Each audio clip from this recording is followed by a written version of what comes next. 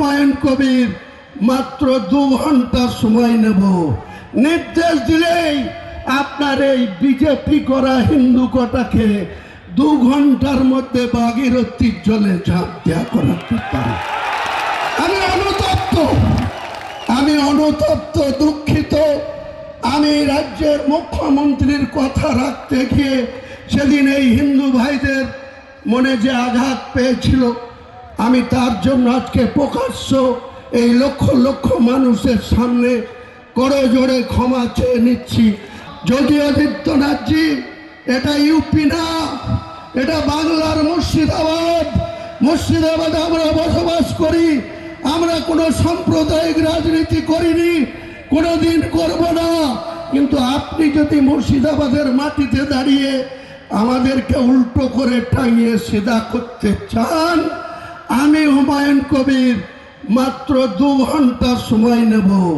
নির্দেশ দিলেই আপনার এই বিজেপি করা হিন্দু কটাকে 2 ঘন্টার মধ্যে ভাগীরথীর জলে ঝাঁপ দেওয়া করাতে পারি।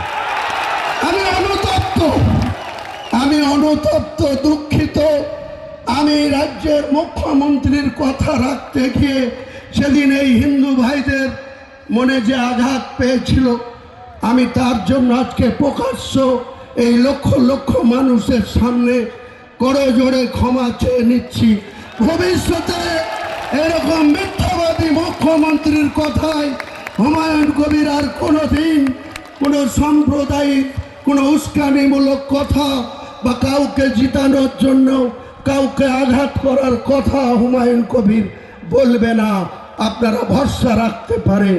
আমি প্রকাশ্য 1 মে 2024 সন্ধ্যা 7টায় যে কথা বলেছিলাম, সেটার জন্য আমাকে অনেক কথা শুনতে হয়।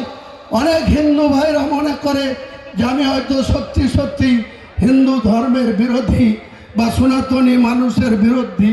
আমি আমার লাইফে 63 বছর বয়স, 43 বছরের রাজনীতিতে কোনোদিন সংকীর্ণতা কি জিনিস, সম্প্রীতি বিনষ্ট করার জিনিস আমি মানি না। যখন এই জেলার পুলিশ সুপার শ্রী সুধাকর সাহেব ছিল, তখন মিয়া গ্রামে একটা মুসলিমকে ঘোষ সম্প্রদায়ের লোকরা দিনের বেলায় 9টার সময় মার্ডার করে দিয়েছিল। সেই মার্ডারকে কেন্দ্র করে এলাকার মুসলিমরা 20,000 মুসলিম মুর্শিদাবাদ জেলার প্রশাসনকে বডি উঠাতে দেয়নি। আমি কলকাতার গড়িয়াহাটে ছিলাম।